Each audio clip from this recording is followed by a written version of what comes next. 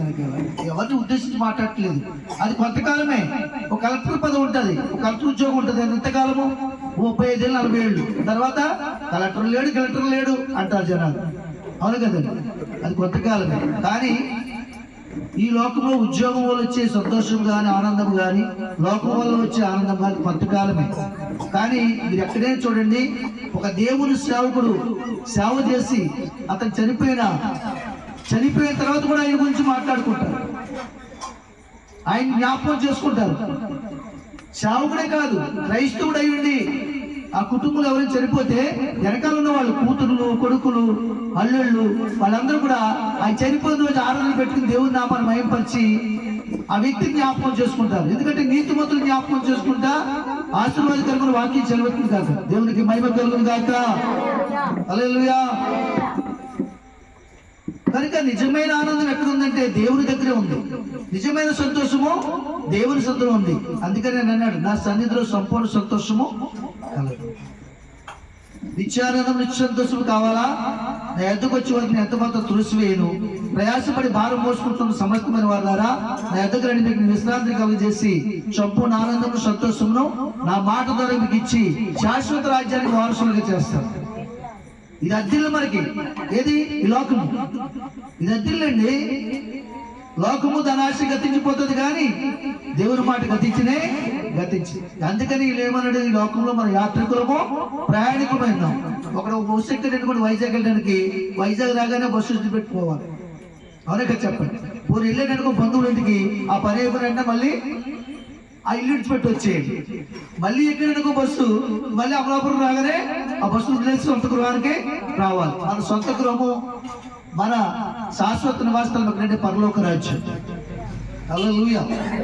కనుక ఈ భూమి మీద నివసిస్తున్న ప్రతి ఒక్కరు కూడా ఎంతకాలం ఎంత విలువైన ఇల్లు కట్టుకున్నా, ఎన్ని మేడల మీద కట్టుకున్నా, ఏ రూములున్నా, ఒక దినము దేవుడు పిలిస్తే అన్ని చున్నా వదిలిపెట్టి వెళ్ళిపోవాలి. కాబట్టి అప్పులు చేసి నివాస యోగ్యాన్ని గొప్పగా చూపించాలనుకోకుండా ఉన్నదాంతో తృప్తిపడి గుడిసెలో హాయిగా నీతిగా బ్రతకడం చాలా మేలు. ఎందుకంటే ఇది అద్దిల్లు. ఇప్పుడు మీరు ఎక్కడైనా అద్దె తీసుకున్నారు అనుకోండి, దానికి రిపేర్ చేయించేస్తారా, ఏసీ ఇస్తారా, వేయించుకుంటే వేస్తారు, తర్వాత తెచ్చేసుకుంటారు. వచ్చినప్పుడు పెయింట్లు కానీ కబోర్డులు కానీ అన్ని చేయించరు. ఎందుకంటే అతని కోపం వెళ్ళిపోవాలి, నీ కోపం కుదరకపోతే వెళ్ళిపోవాలి కదా. ఈ లోకం కూడా అంతే. ఆ సత్యాన్ని గుర్తెరక్క ఆ బిడ్డల కొరకు, మా కుటుంబం కొరకు అని ప్రయాసపడి అప్పులు చేసి రకరకాలుగా గృహాలు నిర్మించుకుని వెనక వాళ్ళకి అప్పగిస్తారు. వాళ్ళు ఏం చేస్తారు, వాటిని తాకట్టు పెడతారు, అధిగమించి వ్యవహారం జరిగించుకుంటారు, లేకపోతే అమ్మేసుకుంటారు. తండ్రి పేరు నిలబెడతారా? ఇలా ఉంటుంది పరిస్థితి. కాబట్టి లోకంలో ఏది శాశ్వతం కాదు, కానీ దేవుని రాజ్యం మాత్రం శాశ్వతం. ఇది నిజమైన ఆనందం. దేవునికి మహిమ కలుగును గాక. హల్లెలూయా. చూడండి, మనకు ఒక మాట జ్ఞాపకం చేస్తున్న వాక్యంలో యెషయా గ్రంథము 9వ అధ్యాయం 6వ వచనం ధ్యానించుకుందాం. ఏలయనగా మన శిశువు పుట్టెను, మన కుమారుడు అనుగ్రహింపబడెను, ఆయన భుజం మీద రాజ్యభారం ఉండును, ఆశ్చర్యకరుడు, ఆలోచనకర్త, బలవంతుడైన దేవుడు, నిత్యుడగు తండ్రి, సమాధానకర్తగా అధిపతిని అతనికి పేరు పెట్టు. హల్లెలూయా. ఏలయనగా మన శిశువు పుట్టడంట. ఏమండి, ఇప్పుడు మీ ఇంట్లో కుమారుడు పుట్టిననుకో, అది మీకే ఆనందం, అంతే కదా. మరొకరి ఇంట్లో ఒక కుమార్తె పుట్టినందుకు లేక వాళ్ళకే ఆనందం. కానీ కుమారుడు ఓ కుటుంబానికో, వర్గానికో, ఓ మతానికో, ఒక జాతికో, ఒక దేశానికో సంబంధించిన శిశువు కాదు. ఎవరికి సంబంధించిన శిశువు? సర్వ ప్రపంచానికి పుట్టినటువంటి శిశువుని. ఏలయనగా మన శిశువు పుట్టిన కుమారుడు అనుగ్రహింపబడ్డాడు. శిశువు వల్ల రక్షణ సూచన, మనుషులందరిలో ఆనందం, మనకి విమోచకుడు పుట్టాడని. కుమారుడు అయిన తర్వాత యేసు క్రీస్తు అయ్యాడు, క్రీస్తు అభిషిక్తుడయ్యాడు. ఆయనే మనల్ని అభిషేకించి సర్వ మానవాళి పాప ప్రయత్నమై దేవుని గొరిపులు బట్టి ఒక మహాపరిశుద్ధమైన మానవుడు బలవలసిందని భగవద్గీతలో రాయబడిన మాట నెరవేర్చిన సర్వలోకరాజు చెప్పలు బట్టి దేవుని పడతాం.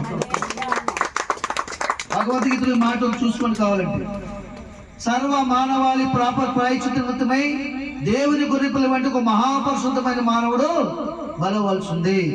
ఆయనే జగద్రక్షకుడు, ఆయనే లోకరక్షకుడు, ఆయనే సమాధానకర్త, ఆయనే పాపుల రక్షకుడు, ఆయనే లోక పాపం మోసుకున్న దేవుని గొర్రెపిల్ల, ఆయనే ఈ లోకానికి వెలుగుగా వచ్చిన వాడు, ఆయనే ఈ లోకానికి అపవాదికి లయపరచడానికి వచ్చిన వాడు, ఆయనే ఈ లోకమునకు రక్షకుడుగా, ప్రేమమయుడిగా, అద్వితీయుడిగా, ఆలోచనకర్తగా, ఆశ్చర్యకరుడుగా, సర్వాధికారి ప్రభువుగా వచ్చినవాడు ఆయనే. చప్పలు కొట్టి వైపడతాం.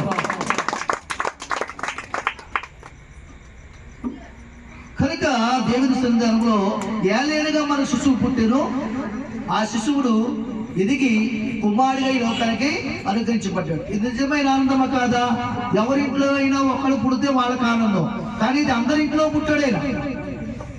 భూలోకంలో ఉన్న సర్వ మానవ ఆత్మలకు కాపరై ఉన్నాడంట ఆయన.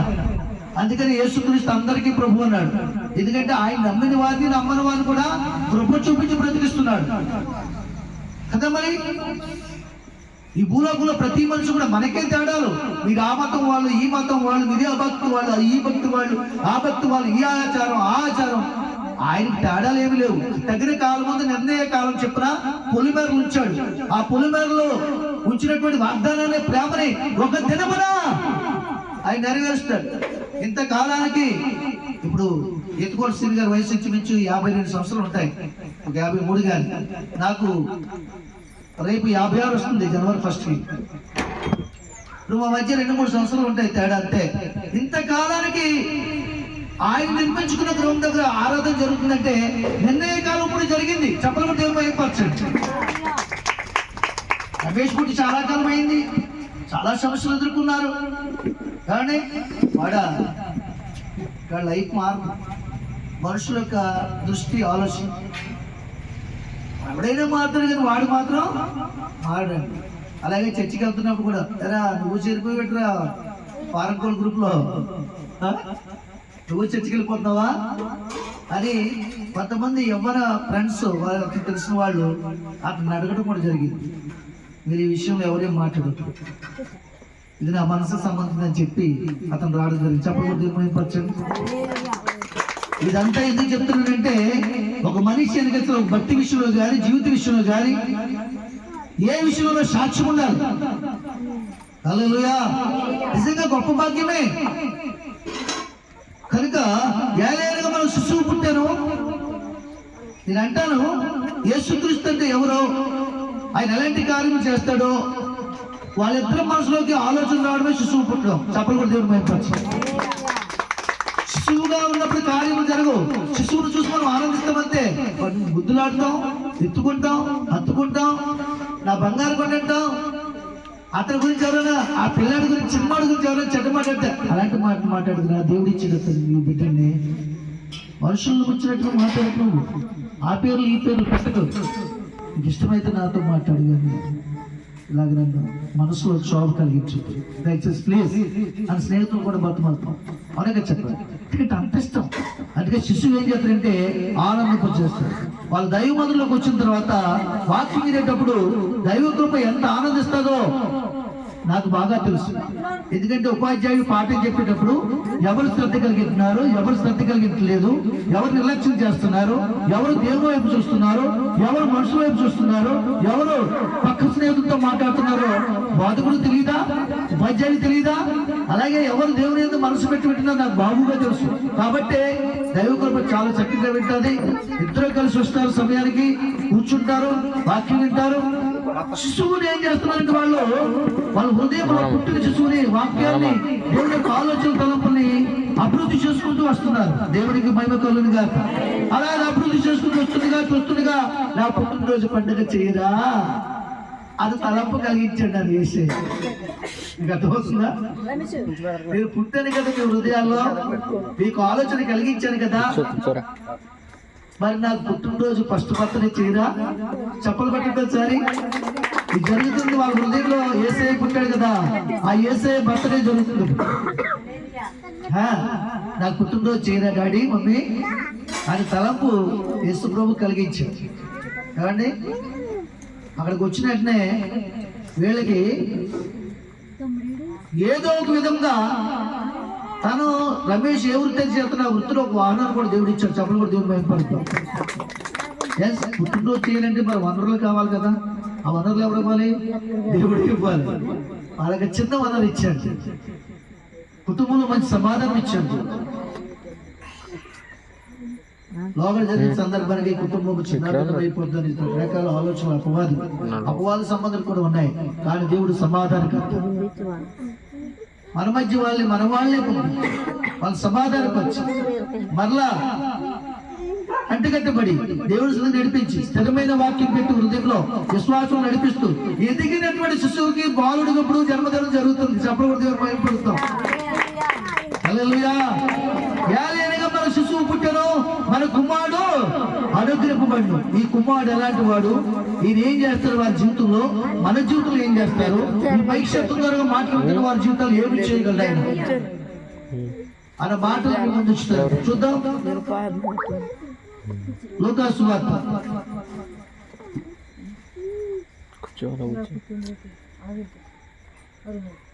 లూకా సువార్త 2వ అధ్యాయము 11వ వచనాన్ని చూద్దాం. దావీదు పట్టణమందు నేడు రక్షకుడు మీ కొరకు పుట్టి ఉన్నాడు, ఈయన ప్రభువైన క్రీస్తు. చాలండి. ఏమంటాడు ఇక్కడ? దావీదు పట్టణమందు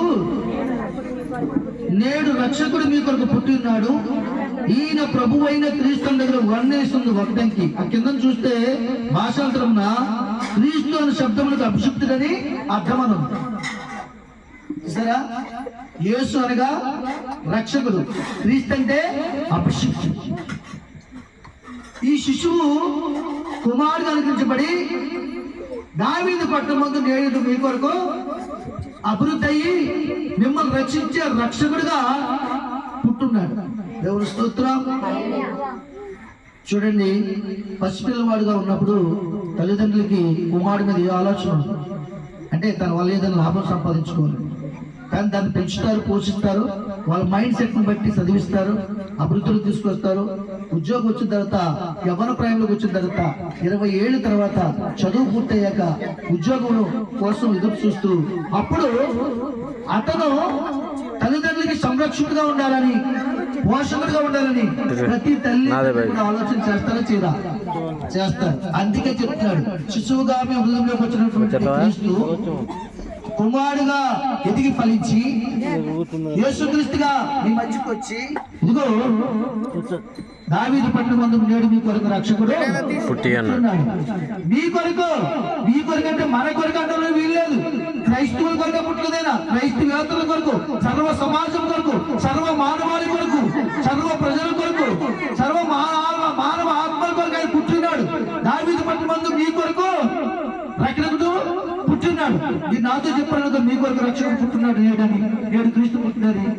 నాతో చెప్పాలనుకో నా కొరకు పుట్టినట్లేదు, మీతో చెప్పాలనుకో మీ కొరకు పుట్టినట్లేదు, మీరు ఎవరిని చెప్పాలనుకో ఎదుటి వారి కొరకు పుట్టినట్లేక, ఆ ఎదుటి వారు ఇంకొకరు చెప్పాలనుకో వారి కొరకు పుట్టినట్లేక. కాబట్టి ఇది ఒకరి కొరకు పుట్టిన జన్మ కాదు, ఒక కుటుంబంలో ఉన్నటువంటి జన్మ కాదు, సర్వ మానవాళి ప్రపంచానికి పుట్టిన రోజు. వారి కుటుంబాల్లో దేవుడు జన్మించాడు. హల్లెలూయా. కనుక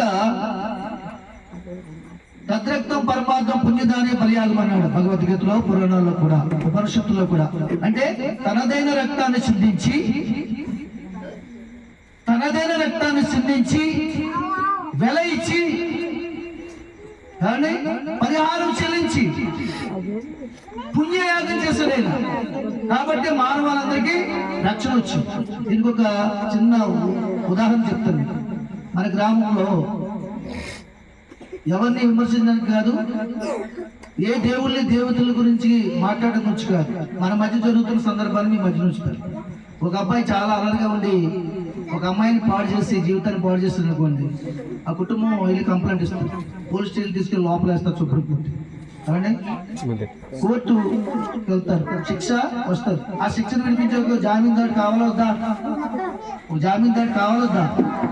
ఆ జామీందారుడు నా పెరట్లో 10 గొర్రెలు ఉన్నాయి, ₹1,00,000 ఖరీచేస్తాయి, 2 లక్షలు ఖరీచేస్తాయి, వాటిని తీసుకొచ్చి మీ పోలీస్ స్టేషన్ లో కోర్టులో మధ్య ఇస్తాను, జామీన్ ఇస్తారంటే ఇస్తారా? ఇవ్వరు. పోనీ మా అన్నదమ్ముడు ఉన్నాడు, మా అన్నయ్య తమ్ముడు ఉన్నాడు, అతను కూడా నేరాలు చేసిన వాడే. ఇద్దరు మధ్య బతుకుంటారు, ఇస్తారంటే ఇస్తారా? నేరం చేసిన వాడు నేరం చేసిన జామీను చెల్లదు. ఎలాంటి వాడు ఉండాలి? సమాజంలో మంచి పేరు, సమాజంలో ఖ్యాతి కలిగిన వాడు, నలుగురిలో మంచుకున్నవాడు, ఆస్తిపాత్రులు ఉన్నవాడు, ఇలాంటి మంచి పలుకుబడి సాక్ష్యం కలిగిన వాడు ఉంటే మన లోక సంబంధం మనం ఏర్పరచుకున్నటువంటిది ఈ యొక్క న్యాయాలు, న్యాయస్థానాలు, కోర్టులు ఇలాగ ఆలోచన చేస్తే మానవాళి పాపం పరిహరించడానికి మానవుడు వంటి పరిశుద్ధమైన మానవుడు జన్మించవలసి వచ్చింది. అతను జన్మలో పాపం పడకూడదు, కర్మలో పాపం పడకూడదు, క్రియలో పాపం పడకూడదు, ఆలోచన తలంపులో చూపులో పాపం పడకూడదు. అందుకని ఈ లోకానికైనా పరిశుద్ధుడిగా కన్యక గర్భం ఉంది, కన్యకి జన్మించడేనా? యోసేపు ప్రదానం చేయబడిందని కన్యకి జన్మించాడు, పరిశుద్ధాత్మలు జన్మించాడు. ఆయనలో పాపం ఏమీ లేదు. ఈ ప్రపంచానికి సవాలు విసిరింది నా యేసు ఒకడే. నాలో పాపం ఉందని ఎవరైనా రుజువు చేయగలడా? మిగతా వాళ్ళు ఎందుకు మాట్లాడలేదు మరి మాటకి? ఇప్పుడు నా దగ్గర డబ్బు ఉంది, ఏమైనా చేయగలను అన్నది అనుకోండి, ఉంటేనే చెప్పగలను. నా పక్కన పేదలు చెప్పగలరా? నాలా రామకృష్ణ గారికి బాగుంటుంది అనుకోండి, అక్కడ కూడా చెప్పగలను. ఎవరో చెప్పలేకపోయారంటే ఎవరి దగ్గర లేదనే స్తోత్రం, అంతే కదా మరి. కాబట్టి ఆయనే సర్వాధికారి ప్రభు. దావీదు పట్టు ముందు నేడు మీ కొరకు రక్షకుడు పుట్టి ఉన్నాడని, ఇదిగో ప్రజలందరికీ కలగబో సంతోషకరమైన శుభవర్తమానం నేడు మీకు తెలియజేస్తున్నాను. ఈయనే ప్రభు అయినా క్రీస్తు. చూసారా? ప్రజలందరికీ. మనవులు ఏమనుకుంటారు? రేపు మీ క్రిస్మస్ ఏంటమ్మా అని అన్నారు అనుకోండి. అవును, మా క్రిస్మస్ మా ప్రభుత్వం చెప్పి చేస్తాను అంత తప్ప మా క్రిస్మస్ ఏంటమ్మా, మనందరి క్రిస్మస్ ఇది. రేపు మీరు తప్పగా రావాలి మన దగ్గరికి. ఒకసారి వచ్చి చూడండి, మీ జీవితంలో కూడా దేవుడు ఆనందాన్ని ఇస్తాడు. మీ ఇంట్లో ఎవరికైనా బిడ్డలు పుడితే ఆనందించరా? వాళ్ళ చూడడానికి వెళ్ళరా? అలాగే మా యేసుని చూడడానికి రండి అని ప్రేమతో మనం సువార్త ప్రకటించాలి. మందే నొప్పుకొట్టుకోవడం వీల్లేదు. వాక్యం ఏం చెప్తుంది? ప్రజలందరికీ కలగబో మహా సంతోషమైన శుభవర్తమానం, దావీదు పట్టణమందు నేడు మీ కొరకు రక్షకుడు పుట్టినాడు, ఈయన ప్రభు అయిన ప్రభు అయిన క్రీస్తు. అందరూ వన్నేస్ ఉందా? వన్ యొక్క అర్థం ఏంటంటే యేసు అనగా రక్షకుడు. చల్లరు. యేసు అనగా రక్షకుడు, క్రీస్తు అనగా అభిషేకం. దేవునికి మహిమ కలుగునుగా. హల్లెలూయా. ఇంకొక విషయాన్ని చూపిస్తాను చూడండి మీకు. అదే లూకాసు సువార్త 2వ అధ్యాయం 20వ వచనం చూడండి. 20వ వచనం చూడండి. అంతటా గొర్రెల కాపరులు తమ చేత చెప్పబడినట్టుగా తాము విన్న వాటిని కని వాటిని గురించి దేవుని మహిమపరచు స్తోత్రము చేస్తూ తిరిగి వెళ్ళేది. చూసారా? మొట్టమొదటిగా ఈ లోకంలో యేసుక్రీస్తు పుట్టాడని దేవదూతలు వచ్చి ఎవరు తెలియజేశారు? రాత్రి మందను కాచుకుంటుండగా చలికాలం మందు గొర్రెల కాపు దగ్గరకు వచ్చి, ఇదిగో ప్రజలందరికీ కలుగు మహాసంతోషకరమైన మీకు తెలియజేస్తున్నాము, దావీదు పట్టణమందు మీ కొరకు రక్షకుడు పుట్టినాడు, ఈయన ప్రభు అయిన క్రీస్తును సువార్త ప్రకటించిన వాళ్ళు. అంటే ఈ ప్రపంచంలో చాలా మంది గొప్పవారు ఉన్నారు, యోగ్యులు ఉన్నారు, జ్ఞానవంతులు ఉన్నారు, అధికారులు ఉన్నారు, మహారాజులు ఉన్నారు. వారు ఎవరి ఎద్దకు వెళ్ళిన సువార్త ఏ దగ్గరికి ఎందుకు వచ్చింది? పేదవాడు మనసులో దేవుడు ఉంటాడు, కానీ ధనవంతుడు మనసులో దేవుడు ఉంటాడు. ఖచ్చితంగా వాక్యం చెప్పడం దేవుడు అయిపోతుంది కదా. కష్టపడేవాడు మనసులో జాలు ఉంటుంది, కానీ అందరి కష్టాలు తెచ్చిన పిండికి తినేవాడి దగ్గర జాలు ఉండదు. అవునగా చెప్పండి. వాడు వ్యాపారాన్ని ప్రేమిస్తాడు, ధనాన్ని ప్రేమిస్తాడు, పదవిని ప్రేమిస్తాడు. అంతేగాని ఈ రోజుల్లో ప్రజల కష్టాన్ని ఎవరు ప్రేమించగలుగుతున్నారండి? గొర్రెల కాపరి దగ్గరికి ఎందుకు వెళ్ళిందంటే సువర్తమానము, వారు ఎలాంటి రాత్రి అయినా గొర్రెల్ని కాసే విధానం చాలా గొప్పది. క్రమంగా చేస్తారు వాళ్ళు. వారికి ఎంత గత్తర చేసినా సరే వాటిని శుభ్రం చేసుకుని మార్నింగ్ తీసుకెళ్లి మళ్ళీ వాటిని మేపు తీసుకొచ్చి క్రమంగా దొడ్లోకి పంపించి అవి ఏ యొక్క అడవి మృగాలు వాళ్ళని భక్షించుకుంటగా సంరక్షిస్తారు. రాత్రంతా నిద్రమోనికి మరలా పొద్దున్న వాటిని తోడుకుని వెళ్తారు. అంటే వాటి కోసం అభివృద్ధి కోసం వాటిని కాపాడుకో ఎంత కష్టపడుతున్నారు వాళ్ళు. కాబట్టి యేసుప్రభు అంటే ధనవంతుల ప్రార్థన విన్ను, దరిద్రుల ప్రార్థనే వారికి నేను ఉత్తరం ఇస్తాను. పెంట కుప్పల మీద ఉన్న వారిని లేవనెత్తారు. లోకం ఏం చేద్ది? ధనవంతులు గౌరవిస్తారు, పిలవపోయిన పనులు చేస్తారు. గొప్పవారికి మర్యాద చేస్తారు, పేదవాడిని యారా ఊరి అని పిలుస్తారు. అతని పేరున్న పిల్లలు పేదరికం బట్టి తర్వాత అంటే బాబు గారు, అయ్య గారు, జమీందారు గారు, మేనేజర్ గారు ఇలా పిలుస్తారు. ఇది లోక మర్యాద. కాబట్టి ఈ లోక మర్యాదను అనుసరించక దేవుని చిత్తమును ఆయన ఇష్టం నెరవేర్చుకున్నట్టుగా నీ హృదయాన్ని సిద్ధపరచుకోమన్నాడు దేవుడు. ఎందుకంటే ఈ లోకము మర్యాద నిలబడుతుంది. అధికారం పోతే మర్యాద పోదు, డబ్బు పోతే ఆ జమీందారుతనం, పేరు పోదు, అన్ని పోతాయి. కానీ ఒక సేవకుడు డొక్కు సైకిల్ ఎట్టుకుని వచ్చినా అతను చనిపోయిన తర్వాత కూడా ఆ పాస్టర్ గారు చేసిన కార్యాలు ప్రజల్లో నిద్రాడుతుంటాయి. అలానే పాస్టర్ గారు చెప్తారు. మాస్టర్ కూడా మర్చిపోతారు, ఉద్యోగులు వస్తే పాస్టర్ని ఎవరు మర్చిపోరు. మీకు అర్థమవుతుందండి.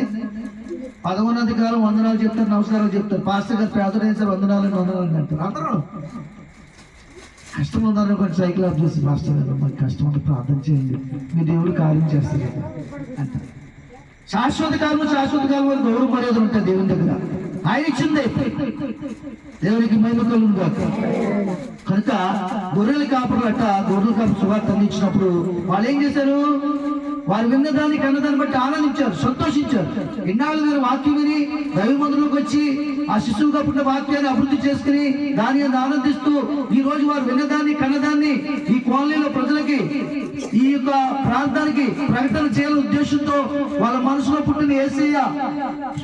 పుట్టినటువంటి యేసయ్య యొక్క పుట్టినరోజు పండుగని ఈ రాత్రి జరుపుకుంటూ ఈ సువార్తను ప్రకటిస్తున్నారు, ప్రచురణ చేస్తున్నారు. చప్పట్లు దేవుని అయిపోతాం. ఎంత గొప్ప సంగతి. మరి ఏం చేశారంటే ఆ గొర్రెల కాపురు వారు విన్న వాటిని కన్న వాటిని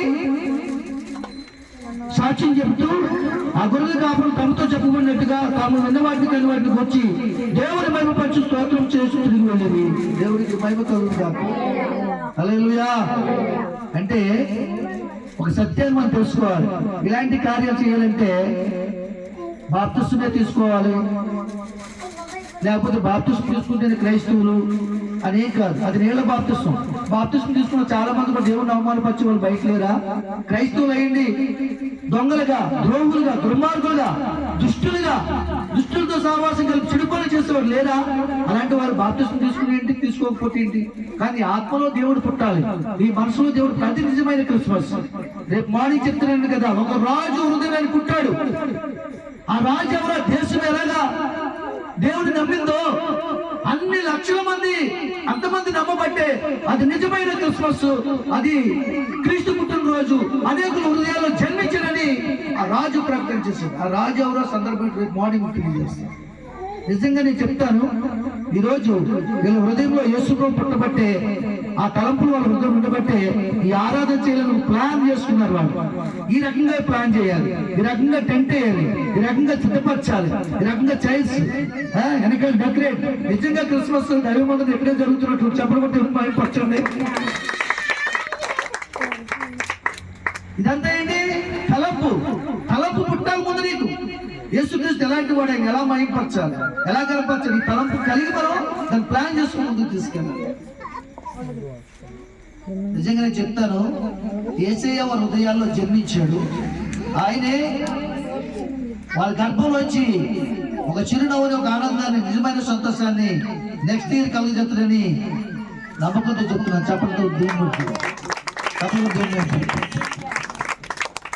ఎవరు ఏదైనా సాయం చేయగలరు ఈ లోకంలో.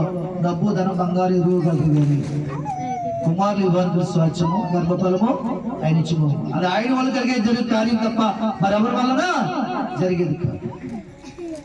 అందుకని ఆయన వల్ల కలిగే కార్యమే.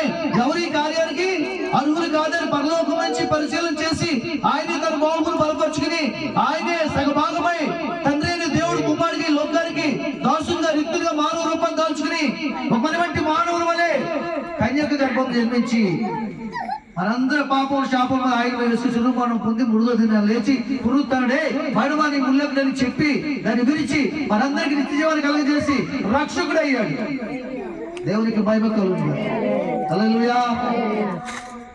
కనుక క్రీస్తుని కలిగి ఉన్న వారందరూ కూడా చేయవలసిన పని ఏంటంటే, క్రీస్తుని గురించి, నీ జీవితంలో జరిగిన కార్యముల గురించి, నీ హృదయంలో మధ్యలో ఉన్నటువంటి ఆనందం గురించి ప్రచురణ చేయాలి.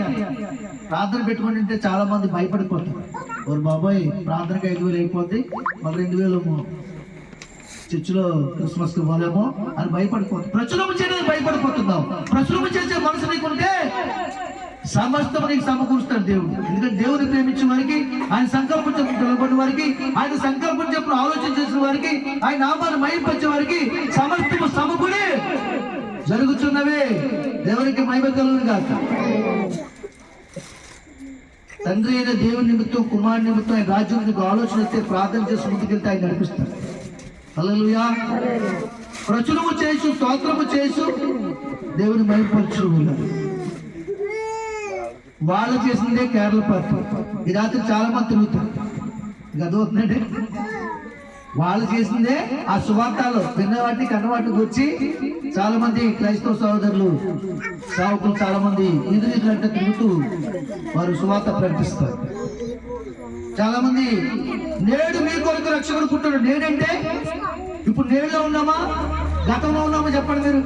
ఇప్పుడు ఆరాధన జరుగుతున్న సమయము నేడా, నిన్న నేడా? 12 దాటిన తర్వాత నేడు అవుతుంది. మనం గతంలో ఉన్నాం. ఈ గత కాలం అంతా ముగిసిన తర్వాత నేడులోకి వస్తాం. కాబట్టి వారు మందను కాచుకుంటుగా రాత్రి సమయంలో చలి ఎప్పుడు మంచి చలి పెడుతుంది చెప్పండి మీరు. ఇప్పుడు చలి ఇప్పుడు పెడుతుంది మీరు చెప్పండి. మీరు అనుభవిస్తున్న చలిని చెప్పండి. 1 గంట 2 తర్వాత, అవునా, 3-4 గంటలు ఎప్పుడైతే మంచి చలి పడుతుంది. 12 వరకు చలి పెద్దగా ఉండదు. అందుకని మీటింగ్ బాగా జరిగిపోతుంది. అంటే ఆ సమయంలో చాలా మంది వెళ్ళి సువార్త ప్రకటిస్తారు. మన వాళ్ళు ఏం చేస్తారంటే 12 దాటిన తర్వాత పూర్తి చేస్తారు. నేను అంటాను, అందరూ నిద్రపోయే సమయంలో సువార్త ప్రకటిస్తే ఎవరికైనా అంతదా? ఇప్పుడు మీరు ఉన్నారండి, మీరు వినగలిగే సమయంలో చెప్పాలి. రాత్రి 11 వరకు చెప్పుకొచ్చినప్పుడు పుణుకోలు కురుతారు, ఆవుగ ప్లేసులు ఆవుగ లేస్తారు.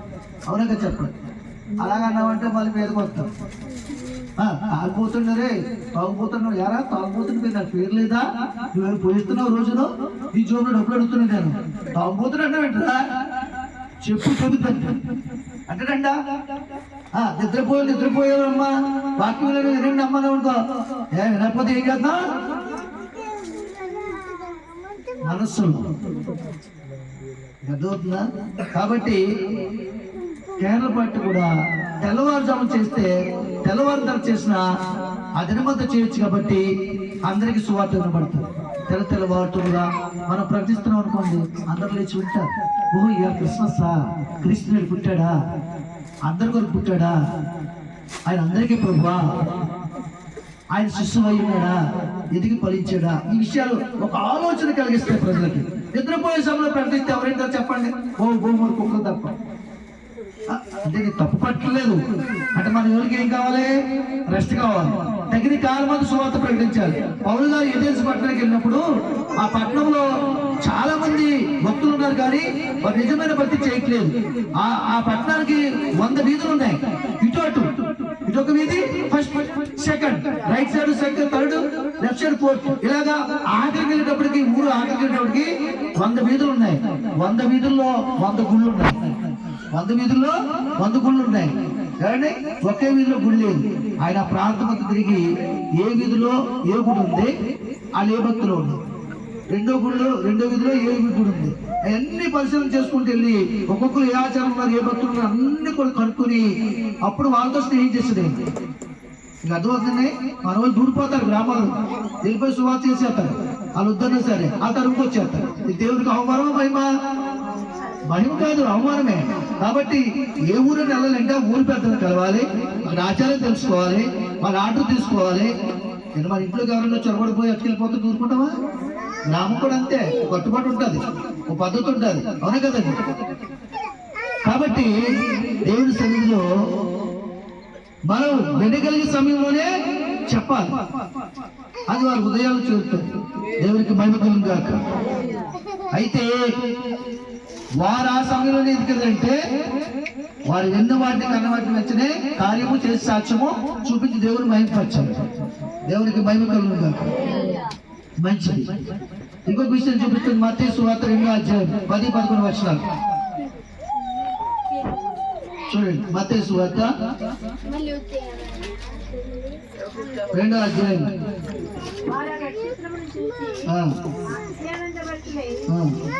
వచ్చి తండ్రి అయిన మరియను చూసి సాగిలపడి ఆయన పూజించి తమ పెట్టెలు విప్పి బంగారమును సామ్రాన్ని గోళమును కానుకలుగా ఆయనకు సమర్పించింది. దేవునికి మహిమ కలుగును గాక. వారు ఆ నక్షత్రమును చూసి అత్యానందభరితులై ఇంటిలోనికి వచ్చి తల్లి మరియను ఆ శిశువును చూసి సాగిలపడి ఆయన పూజించి తమ పెట్టెలు విప్పి బంగారమును సాంబ్రాన్ని గోళమును కానుకలుగా ఆయన సమర్పించింది. ఈ ప్రపంచం అంతా కూడా ఇదే మారుమోగిపోతుంది. మీ కానుకలు ఎక్కువ పట్టండి మమ్మల్ని, నేను అలా చెప్పండి. ఈ బంగారం నేను కోరను. పౌలు గారు ఏమంటే తెలుసా, నేను మీ బంగారం కోరలేదు, మీ ధనమును కోరలేదు, మీ కానుకలు కోరలేదు, మిమ్మల్ని కోరుచున్నాను. చెప్పకూడదు, ఏం పరిచయం మిమ్మల్ని కోరుచు. మీరే నా కానుక, మీరే దేవుడు నాకు ఇచ్చిన కానుక. కాబట్టి నేను అందుకని అలా అనుకునే గర్దిస్తాను, వాక్యం మీలో ఉండాలని. మీకు అర్థమవుతుందండి. గత రాత్రి దేవుడు మాట్లాడలేదా, మీ నిమిత్తం మమ్మల్ని అధిపతులు ఏదేమన్నాడు, ఉరు తీసేయమన్నాడు. ఎందుకంటే వీళ్ళు క్రమంలో పెంచలేదు, ఉరు తీసేయమన్నాడు. రాత్రి కర్ణగృహంలో మాట్లాడలేదా, మీ నిమిత్తమే శిక్ష పొందకూడదని. అమ్మ వాక్యం వినండి, అమ్మా నా వైపు చూడండి, మాట్లాడండి, గద్దిస్తాం. అర్థమవుతుందా? మీ నిమిత్తం మమ్మల్ని ఉరి తీసేయమన్నాడు. అధిపతులందరూ నేను ఇశ్రాయేల్ నిమిత్తం ఇశ్రాయేల్ అధిపతులందరూ ఉరి తీయమన్నాడు లేదా, తీయమన్నాడు. కాబట్టి మిమ్మల్ని సరి చేయవలసిన బాధ్యత ఎంతైనా మా మీద అప్పగించాడు దేవుడు. కాబట్టి దేవుడి సందులో క్రమం ఉండాలి. అమ్మాయిలు దయచేసి ప్లీజ్ సాప్ కూర్చోండి. ఏం చెప్తున్నాడు, వారి ఇంటిలోకి వచ్చి చూడండి, ఇల్లు చాలా ప్రాముఖ్యం. ఈ ఇల్లు ఎవరిది? ఇల్లు ఎవరు చెప్పండి? వీళ్ళున్న ఇల్లు ఎవరిది? యోసేపు మరియమ్మ ఉన్న ఇల్లు ఎవరిది? వారిదే. బెత్లెహేములో చిన్న గృహం. ఏమండి, ఆ ఇల్లే లేదనుకోండి, ఆ ఇంట్లో యేసుక్రీస్తు తల్లి మరియు లేదనుకో, నక్షత్రం ఎక్కడవుతో చెప్పండి, అలా ఉంటుంది. అవునే కదా, దానికి స్థానం అనేది కల్పించాలి. మనం యేసుక్రీస్తుని ప్రకటించడానికి ఒక ఇల్లు, కుటుంబము, ఒక ఆలోచన విధానము, ఒక నిబంధన, ఒక నిర్ణయం ఉంటేనే ఆయన ప్రకటించగలం. హల్లెలూయా. ఎప్పుడైతే చిన్న గృహం అయితే సరే అందులోకి వెళ్ళి తల్లిన మరియా యోసేపు యేసు ప్రభు వారు నివాసం ఉండని చూసి ఆ ఇంటి మీదకి వెళ్ళి నక్షత్రము ఆగినప్పుడు జ్ఞానులకి ఏమైంది, ఒక త్రోవ చూపించింది. అప్పుడు జ్ఞానులు ఏం చేశారు, సాగిలపడ్డారు. అమ్మాయి కూర్చుంటారా, వెళ్ళిపోతారా? ఇక్కడ ఏ అల్లు చేస్తున్నారు, లోపలికి వెళ్ళి తలపెట్టేసుకుంటారు. మీతో మాకు సంబంధం ఉంటుంది. హల్లెలూయా. వారు అక్కడ ఏం చేశారు, వారి పెట్టెలు విప్పారు. పెట్టెలు అంటే ఏంటి, వారు తెచ్చిన బంగారం ఆ సమయంలో ఇప్పి ఉండొచ్చు, కానీ ఆ బంగారం ఉండడానికి ముందుగా మనసు ఇప్పారు. ఒక ఆలోచన చేశారు, ఏమండి లోకరక్షకుడు ఎలాగుంటే మాకు ఎందుకు, కనుక్కుంటూ రమ్మన్నాడు కబురు, వెళ్ళొచ్చేది సరిపోద్ది కదా, అతని దగ్గర బంగారం పట్టుకెళ్ళాలా, చూసి కబురు తెస్తే చాలు, బంగారం వినేస్తాడు రాజు. అవును కదా, సమాచారం తెచ్చినందుకు. కానీ వాళ్ళు తలం పెట్టి తెలుసా, రాజు ఇంత మనసు పెట్టాడంటే, అతని గురించి ఇంత ఆలోచన చేసాడంటే, రాజు పట్టించి మనం పంపిస్తుందంటే ఆయన చాలా గొప్పవాడు అయ్యి గొప్పవాడు ఎదిగినప్పుడు గొప్ప గొప్ప బహుమతులు పట్టుకెళ్ళని ఒక ఆలోచన ముందే చేసుకుని బంగారమును బోళమును సాంబ్రాన్ని తీసుకున్నారు. ఆ దినాల్లో బంగారానికి ఎంత విలువ ఉందో బోళానికి సాంబ్రానికి అంతకంటే ఎక్కువ విలువ ఉంది. అవండి,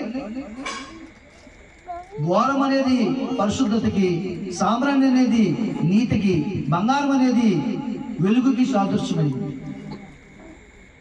కాబట్టి వారు విలువైన బహుమతి తీసుకెళ్లారు. ఎలా తీసుకెళ్ళగలిగారు, ముందు వారు పెట్టెలు విప్పారు, వారి మనసునే పెట్టెలు విప్పారు. ఒక ఆలోచన చేశారు, ఎంత గొప్పవాడో ఆయన గొప్ప మనసులో కీర్తించుకుని ఆలోచన చేసి ఈ విలువైన బహుమతులు పట్టుకెళ్ళి మొట్టమొదటిగా ఏం చేశారట, సాగిలి పడ్డారండి. బహుమతులు ఇవ్వలేదు ముందుగా, సాగిలి పడే మనసు నీకు ఉండాలి. దేవుడు వాక్యం నీతో మాట్లాడుతున్నప్పుడు నీ మనసుని సాగిలి పడి సాష్టాంగ నమస్కారం, పూర్తిగా సరెండర్ అవడం. చాలా మంది సాగిలి పడి దండాలు పెడతారు, మన వాళ్ళు పెట్టరు. అది తగ్గించుకునే జీవితం. అది వాళ్ళ భక్తులు సాగిలి పడి నమస్కారం పెడతారు, పుర్రు దండాలు పెడతారు, మెట్లు ఎత్తారు మోకాలతో. ఏంటంటే భక్తి సాధనం. ఒక రకంగా చెప్పాలంటే భక్తులు గొప్పే, మన వాళ్ళు గంట మోకాలు వేసి ఉండమంటూ ఉండలేదు. అంటే మిమ్మల్ని కించపరచట్లేదు, అది కనపరచట్లేదు. భక్తి ఏదైతే ఉందో ఆ భక్తిని గట్టిగా పట్టుకోవాలి, దాన్ని క్రమంగా జరిగించాలి. దాన్ని బట్టి మోక్షం పొందుకుంటాం. దేవునికి మహిమ కలుగుగా. కనుక దేవుడు వారట ఆ ఇల్లే కనుక లేదనుకోండి, ఆ సూచన లేదనుకో, నక్షత్రం ఏం చేయాలి? తిరిగి తిరిగి తిరిగి అలాగే తిరుగుతుండాలి. తిరగమని చెప్పాడు కాబట్టి అందుకే చెప్పండి. కానీ అవకాశం కల్పించింది ఎవరు? ఆ చిన్న గుడిచి ఈరోజు ఈ సువార్త ప్రకటించడానికి అవకాశం కల్పించింది ఎవరు? ఇక్కడ ఉన్న ఇళ్ళంటలకల్లా చిన్న ఇల్లే కావచ్చు, అందమైన ఇల్లు కాకపోవచ్చు, కానీ యేసయ్యని అందంగా ప్రేమించి అందమైన యేసయ్యని, రక్షకులైన యేసయ్యని ఈ పరిసర ప్రాంతాన్ని పరిచయం చేయడానికి ఏర్పరచుకుంది. సఫలమైపోయింది. కాబట్టి యేసయ్య పుట్టాడనే వార్త ఇతరులకు చెప్పాలంటే ముందు మన మనసులో పుట్టాలి, మన మనసులో ప్రేమించాలి, ఆయన స్థానం ఉండాలి, ఆయన ఇల్లు మన మనసు ఉండాలి. దేవునికి మహిమ కలుగును. లేకపోతే ఏ కార్యం చేయలేము, ఏ అర్పణ ఇవ్వలేము, ఏ సమర్పణ చేయలేము. ఒక స్త్రీ తన వస్తువులను తీసి సమర్పణ కలిగి జీవించడం ఎంత కష్టమో, ఒక పురుషుడు తనకున్న వ్యసనాన్ని విడిచిపెట్టడం అంతకంటే ఎక్కువ కష్టం. కానీ ఆ రెండు విడిచిపెట్టి దేవుని ప్రేమించే మనసు ఉంటేనే ఆయన ఎందుకు వచ్చాయని చెప్తాను జరిగిస్తాను. దేవునికి మహిమ కలుగును గాక. హల్లెలూయా.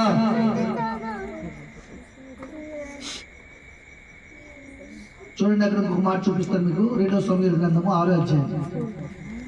దేవునికి స్థానం ఇస్తే, దేవుడు మన హృదయంలో పుడితే, దేవుడు మన ఇంట్లో ఉంటే ఎంత మేలు జరుగుతుందో చూపిస్తాను మీకు. చూడండి, అక్కడ 2వ సమూయేలు గ్రంథం 6వ అధ్యాయము.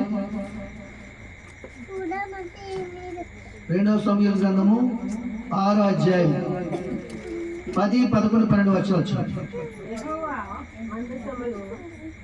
యెహోవా మందసము దావీదు ప్రభువును తన యొద్దకు తెప్పింపనొలక గిత్తీయుడకు ఓబేదెదోము ఇంటి వరకు తీసుకుని అచ్చట ఉంచాను. యెహోవా మందసం 3 నెలలు గిత్తీయుడకు ఓబేదెదోము ఇంటిలో ఉండగా యెహోవా ఓబేదెదోమును అతని ఇంటి వారిని అందరినీ ఆశీర్వదించాను. దేవుని మందసం ఉండటం వలన యెహోవా ఓబేదెదోము ఇంటి వారిని, అతనికి కలిగిన దాని, అతని ఇంటి వారిని అందరినీ ఆశీర్వదించాను. దేవుని మందసం ఉండటం వలన యెహోవా ఓబేదెదోము ఇంటి వారిని, అతనికి కలిగిన దాన్ని అంతటిని ఆశీర్వదించున్నాడని సంగతి దావీదునికి వినపడగా, దావీదు పోయి దేవుని మందసమును ఓబేదెదోము ఇంటిలో నుండి దావీదు పురమునకు ఉత్సవముతో తీసుకుని వచ్చాను. ఇక్కడ ఓబేదెదోము చూడండి వస్తుండగా ఈ యొక్క దేవుని మందసాన్ని యెరూషలేముకు తీసుకుని వస్తుండగా, ఆ మందసం దేని మీద వస్తుందండి? సరిగా లేని మీరు అమ్మాయి ఏడుతున్న పిల్లల వరకు చూడండి, ఇటు చూడండి, చేతులెత్తి నమస్కారం పెడతాను. ఇటు చూడండి, ఇటు చూసి వాక్యం.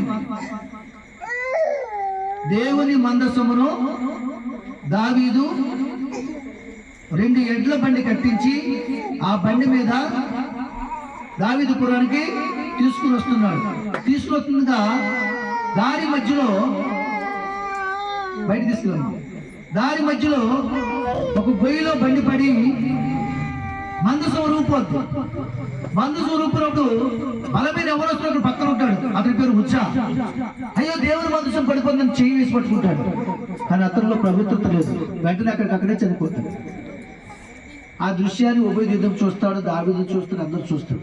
అయితే ఇక్కడ ఒక మనిషి చనిపోయాడు కాబట్టి దేవుని కార్యం కోపం రగులుకుంది కాబట్టి దీన్ని ఇప్పుడు తీసుకెళ్ళడం మంచిది కాదు అని చెప్పేసి అక్కడ ఓబేదెదోము ఇంట్లోకి పెట్టుకెళ్దామని ఒక ఆలోచన కలిగి ఓబేదెదోముని అడిగాడు. ఓబేదెదోము మందసంని ఇంట్లో పెడతాం, నువ్వేమంటావు? అంతకంటే గొప్ప భాగ్యమా బాబు, అంతకంటే గొప్ప భాగ్యమా? తీసుకుందండి, నేను క్రమంగా చేయవలసింది నాకు చెప్పండి, మీరు దాన్ని తీసుకెళ్ళినంత వరకు నేను చేస్తానని చెప్పి ఒప్పుకుని లోపలికి ఆనందంతో చేర్చుకున్నాడు, సంతోషంతో చేర్చుకున్నాడు. అప్పటికి ఆయన పరిస్థితి తెలుసా?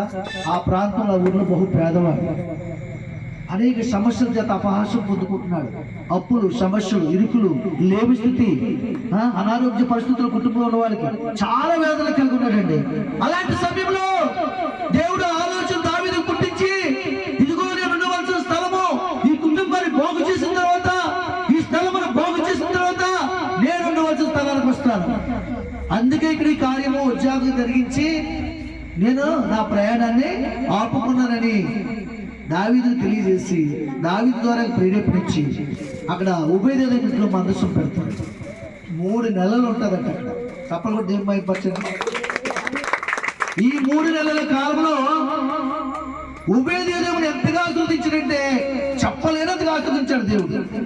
ఎందుకో తెలుసా?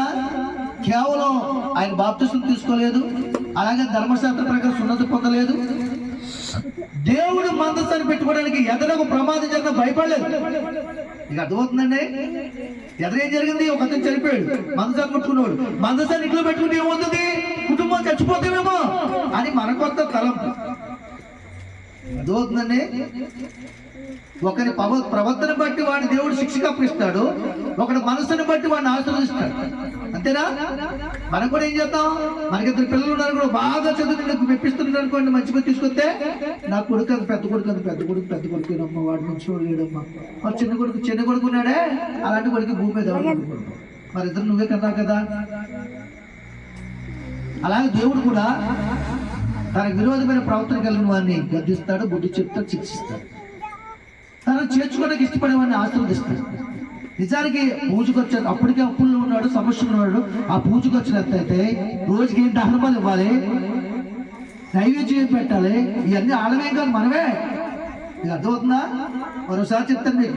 నైవేద్యం మందే, దహన బలి మందే, దోపార్తి మందే, సాంబ్రాణి పప్పు మందే, బోళమ్మ మందే, అన్ని మనమే. ఎప్పుడు? యెహోవా తండ్రి కాలంలో బలులు కూడా మనమే. యేసుక్రీస్తు బలై సర్వ పాపాన్ని విమోచించినప్పుడు, శాపాన్ని విమోచించినప్పుడు, తిరుగుబాటు పొందినప్పుడు ఈ సర్వ బలులు, హోమాలు, నైవేద్యము రద్దు చేయబడ్డాయి. చెప్పలు కూడా దేవుడు భయపడి మనం ఏమంటాం? మీరు ఇలా చేస్తారు, పొగేస్తారు, బూడిదేస్తారు, అది అంటారు. తెలియక ఇది మందే. వాళ్ళు కూడా దర్శిస్తే దేవుడు వాళ్ళు మన వాళ్ళే నిజమని భక్తి. అందుకే నిర్ణయ కాలం అవుతుంది. జగత్తు పునాది వేయబడిన ప్రణాళిక ఉంది. ఆ జగత్తుకి కొన్ని పొలిమేరలు వేశాను, ఆ పొలిమేరలు నేను వారిని దర్శిస్తాను, అప్పుడు నా గమ్యులకు వాళ్ళు వస్తారు. చెప్పడం భయపరచు. ఉభయదేవుని బిడ్డని ఆశీర్వదించడం 3 నెలలు కాలంలో ఎంతగా ఆశీర్వదిస్తున్నాడో ఆ విషయం దావీదు తెలుస్తుందండి. దావీదు తెలిసాక ఏం చేసేది? ఎంత ఖర్చు పెట్టుంటాడులే, ఈ 3 నెలలు తక్కువ ఖర్చు పెట్టిన, అందుకే అప్పుడు ఇచ్చేదేమో బాగా కొంచెం ఏదో ఆడుకోలేదు. మళ్ళా ఇది అర్థమవుతుందా? వెంటనే నేను తీసుకున్నాను. ఉభయదేవుని 3 నెలల్లో ఇంత ఆశ్రయిస్తే ఆ మందసం తెచ్చుకున్న నా యొక్క రాజ్యమే పెట్టుకుంటే నా రాజ్యం అంతా ఆశ్రయింపబడుతుంది. ఒక్క క్షణం కూడా ఆలోచించలేదు. వెంటనే వచ్చి తీసుకుని వెళ్ళిపోయి వచ్చి ఒక ఇంట్లో ప్రార్థన జరుగుతుంటే, ఘనంగా జరుగుతుంది, అక్కడ ఇల్లు ఆశ్రయింపబడుతుంటే మరొక స్పందన రావాలి. అలా రావట్లేదంటే నీలో క్రీస్తు పుట్టలేదు, నువ్వు నామకార్థ క్రైస్తుడిగా ఉన్నావు. కేవలం లోక సంబంధం నీళ్ళ బాప్తిసం పొందే తప్ప ఆత్మలో మాత్రం దేవుడికి స్థలము లేదు. ఖచ్చితంగా చెప్పగలను.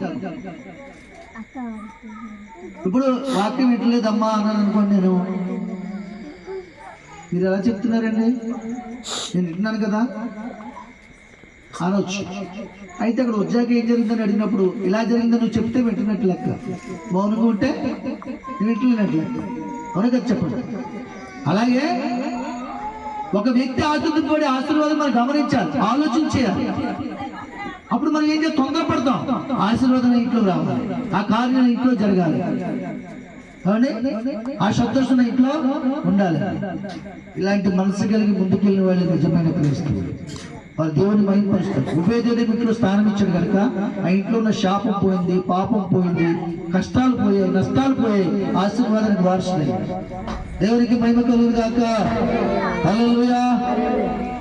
చూడండి, అంత గొప్ప భాగ్యం ఉంది దేవుని సన్నిధికి చోటు ఇవ్వడం వల్ల. వీళ్ళు ఇక్కడ ప్రార్థన పెట్టకపోతే ఈ సువార్త ఇక్కడ ప్రకటించబడుతుందా? ఇంత గొప్ప సంగతులు మనకు అందరూ తెలుస్తాయా? బయట వారికి తెలుస్తాయా?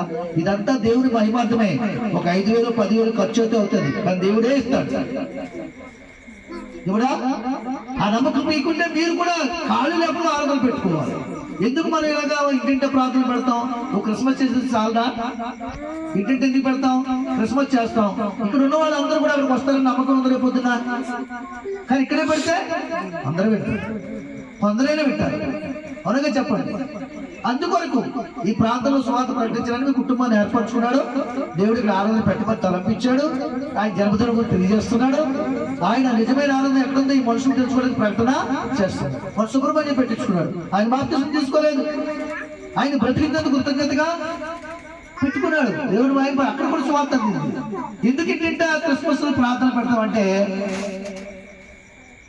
నిజంగా చెప్తున్నారు, మీరు ఇచ్చే కానుకల కోసం పెట్టే భోజనం కోసం కాదు, దేవుని రాజ్యం భోజనం పానం కాదు, ఆయన చిత్తమైన సువార్త ప్రకటించారు. అందుకొరకే మీటింగ్. ఇది ఎంత కష్టం తెలుసా? పగలంతా పనిచేసి నేను రాత్రి అంతా సువార్త చేసి వాక్యము పొద్దున్న నుంచి 3-4 గంటలకు సిద్ధపడి ఇది తీసుకొచ్చి ఇప్పుడు వీటి కుటుంబం వారు అనేక మంది సిద్ధపరచారండి. అందరం భోజనం వచ్చి నేను అనుకుంటే వెళ్ళిపోరు అనుకోండి, ఎంత బాధలకి అమ్మా. కానీ మనం ఏం చేయాలి? ఒక దగ్గరికి వెళ్తున్నప్పుడు ఖాళీ కడుతూ వెళ్ళాలి. ప్రార్థన చేసుకుని మన హృదయాలోచనలన్నీ కూడా లోక సంబంధ ఆలోచనలన్నీ కూడా ఖాళీ చేసుకుని పూర్తిగా దేవునికి అప్పగించడానికి వెళ్ళాలి. అప్పుడు ఆత్మ సంబంధం ఆహారం లోపలికి వెళ్తుంది, శరీర సంబంధం ఆహారం తిన తృప్తిపరచాలి. మన ఇంటికి వెళ్ళాలి, ఆస్వాదించాలి. వాళ్ళ కోసం ప్రార్థన చేయాలి. వెళ్ళంటే పడుకుని పడుతుంది, ఇంటికి వెళ్ళంటే 1 నిమిషం వాళ్ళ కోసం ప్రార్థన చేయాలి. ప్రభువా అయితే నాతో మాట్లాడుతుంది, నాకు మేలు చేస్తుంటాను, మేలుకెళ్ళిన ఆలోచన ఇచ్చేస్తాను, నేను ఎలా భయపరచాలో తెలియజేస్తావు, నిజమైన ఆనందం ఏంటో తెలియజేస్తాను ప్రభు, నేను చేర్చుకుంటే ఎంత మేలు ఉంటుందో తెలియజేస్తాను.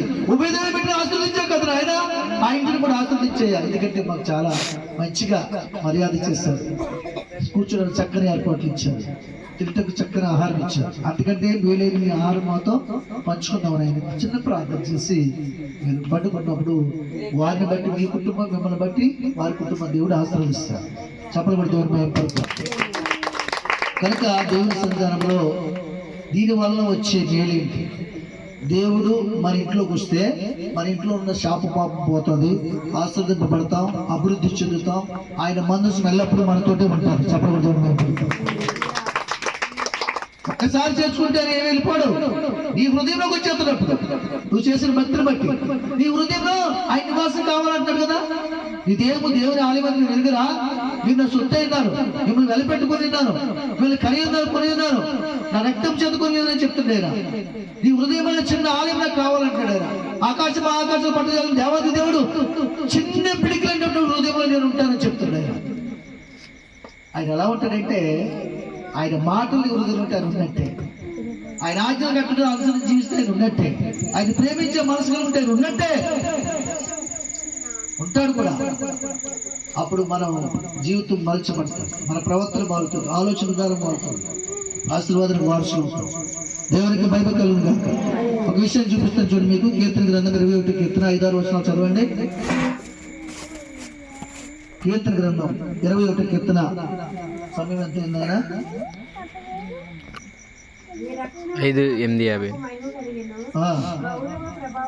చూసారా? నీ రక్షణ వలన అతనికి గొప్ప మహిమ కలిగేను, గౌరవ ప్రభావం నీవు అతనికి ధరింపజేస్తున్నావు, నిత్యము ఆశీర్వాదాల కారణంగా ఉన్నట్లు నీవు అతను నియమించున్నావు, నీ సన్నిధిని సంతోషంతో అతను ఆలోచింపజేస్తున్నావు.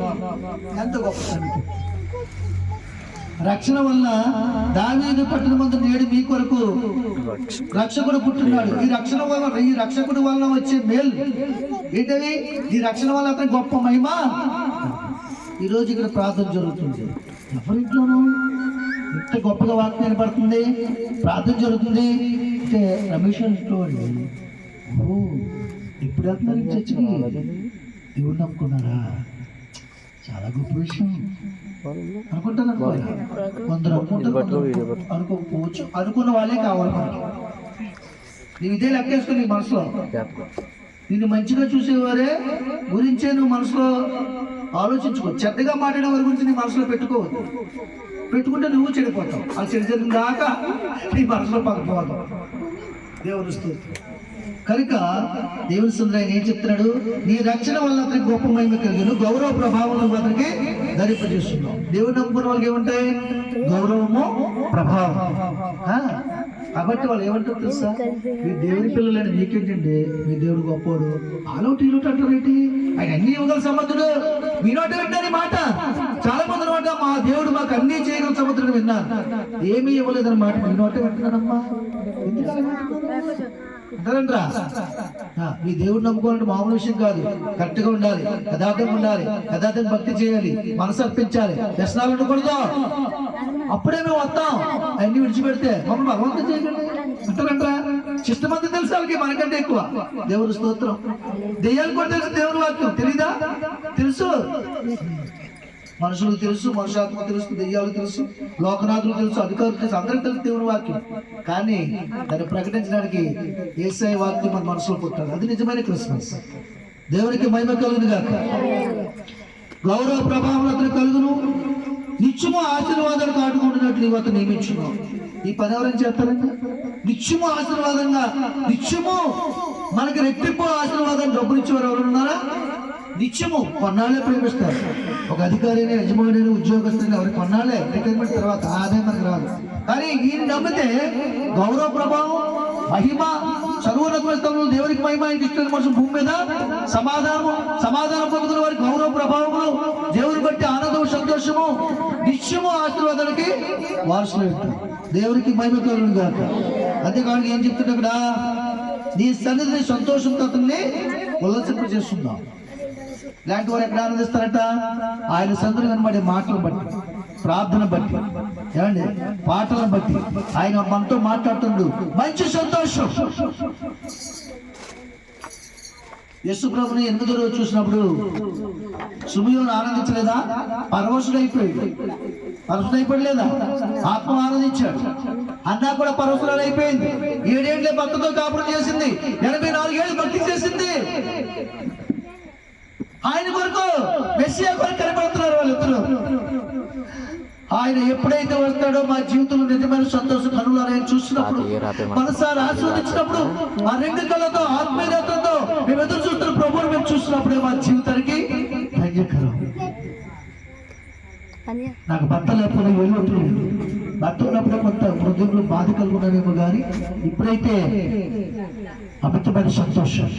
ఎన్నో దినాలు ఉపవాసం ఉండి ఎవరైనా పండితుడి కన్నీళ్ళు తాగి ఆ అరుగులు, ఆ గుమ్మాలు, మందసం, ఆవరణం అవన్నీ కడుక్కు జీవించారు. సుమయోను నీతిమంతుడు, భక్తిపరుడు, పరిశుద్ధత కలిగిన వాడు. అలాగే హృదయం కలిగి ఎదురు చూస్తేనే దేవుని దర్శనం చూడగలం. ఎనిమిదో ఏట యేసుప్రభుకి తీసుకెళ్లారు. కన్యమరి అమ్మ యోసేపు తీసుకెళ్లారు. మరి కనులారు చూసి సుమయోను ఎంతో ఆనందించి పరవశమైపోయింది.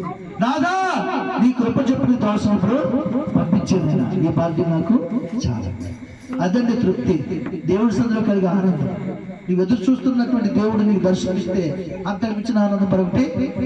దేవునికి మహిమ కలుగును గాక. హల్లెలూయా. ద్వితీయోపదేశకాండము 33వ అధ్యాయం 29వ వచనం చూడండి. ఆఖరిగా ద్వితీయోపదేశకాండము 33వ అధ్యాయము 29వ వచనం.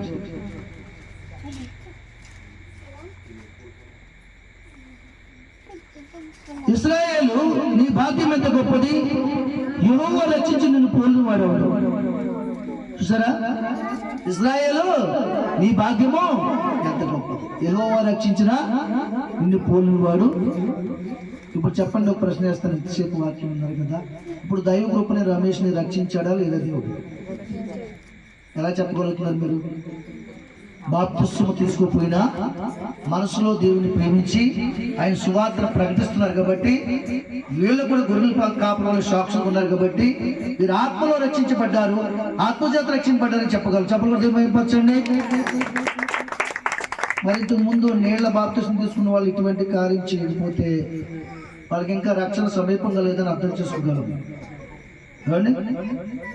కాబట్టి ఎవరైతే మహిమపరుస్తారో వారి భూమి మీద సమాధానము ఉంటుందని వాక్యం చెప్తుంది. సర్వోన్నత స్థలంలో దేవునికి మహిమ. నీ జీవితాన్ని బట్టి, నీ కుటుంబాన్ని బట్టి, నీ ఇంటిని బట్టి, నీ ప్రవర్తన బట్టి, నీ ఆలోచనలను బట్టి భూమి మీద నీకు మంచి సమాధానం. అందరూ నిన్ను ప్రేమిస్తారు. నీ కష్టమైతే అందరూ తలవ చేస్తారు. ఆ మనసును దేవుడు పుట్టిస్తాడు, పంపించేస్తాడు తండోపుతుండాలిగా. నిజమేది నమ్మని నా జీవితంలో అనుభవించాలి. చెప్పాలి కూడా దేవుని మహిమ.